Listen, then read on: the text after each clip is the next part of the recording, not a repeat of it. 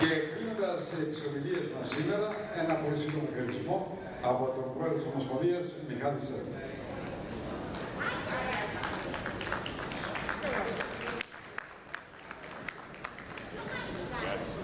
Γεια σου Έλληνα ήρωα. Δώσε χρώμα.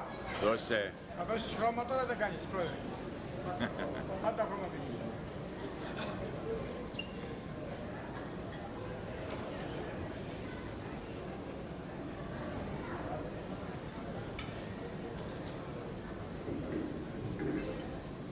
Επίσημοι προσκεκλημένοι, γιορτάζουμε σήμερα όλοι μαζί τα ελευθέρια του ελληνικού έθνους και τη γέννηση του ελληνικού κράτους. Η ελευθερία δεν πωλείται, δεν αγοράζεται, δεν χαρίζεται, αλλά κερδίζεται με αγώνες και θυσίες. Εμείς οι Έλληνες δεν μετράμε ποτέ το έμψυχο ή το άψυχο υλικό του εχθρού μας. Απλώς μπαίνουμε στη μάχη και πάντα ενωμένοι νικάμε. Κάποτε οι ελληνόψυχοι πατριώτες πουλήσαν τις περιουσίες τους για να σώσουν την πατρίδα μας. Η επέτειος της 25ης Μαρτίου στέλνει ένα βροντερό και κρυστάλλινο μήνυμα προς όλους τους λαούς, προς φίλους και εχθρούς, προς γείτονες και μη, ότι ο ελληνικός λαός δεν νικέται, δεν πτωείται. Ο ελληνικός λαός αγωνίζεται για τις αξίες, τα εθνικά δίκαια, τα ιδανικά και την εθνική ακεραιότητα της Ελλάδος μας. Γιορτάζουμε την 25η Μαρτίου αντλώντας από το μεγαλείο του ελληνικού παρελθόντος δύναμη για το παρόν και έμπνευση για το μέλλον. Η 25η Μαρτίου είναι η συνέχεια των Θερμοπυλών, η συνέχεια της Σαλαμίνας, η συνέχεια των Πλατεών και η συνέχεια του Μαραθώνα. Οι ήρωες μας κρατάν όρθιους, ενώνουν τον ελληνισμό, μας γεμίζουν με υπερηφάνεια και μεταδίδουν την ιστορία μας.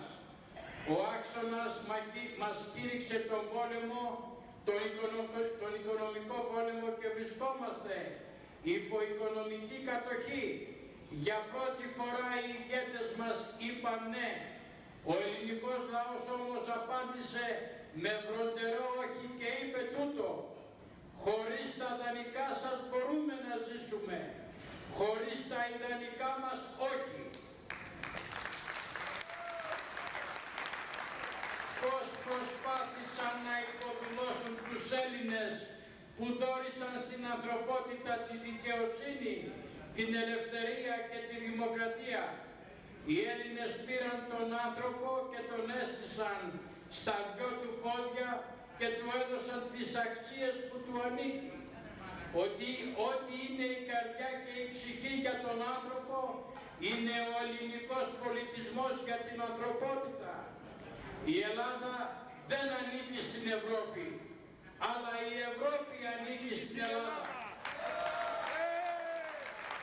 Πόσο επίκαιρος είναι ο εθνικός μας ποιητής Διονύσιος Σολωμός που είπε: κλείσε στη ψυχή σου την Ελλάδα και θα νιώσεις μέσα σου κάθε είδος μεγαλείο.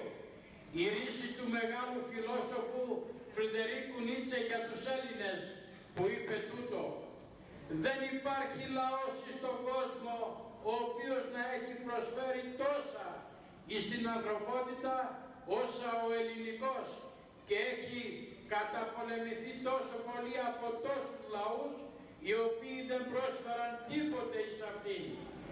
Αύριο την παρέλαση να είμαστε όλοι εκεί και την παρέλαση θα ανοίξει η Πανελλήνια Ομοσπονδία Φλόριδας με το αεροπλάνο που θα σέρνει πίσω του το μήνυμα διαμαρτυρίας να σταματήσει το οικονομικό ολοκαύτωμα στην Ελλάδα.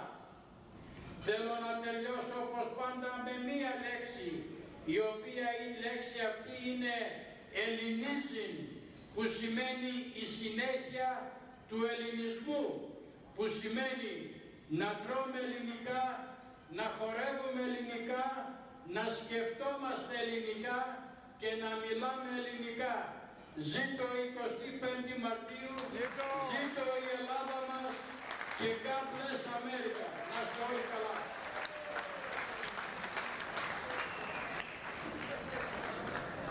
Μιχάλης Σέρμος,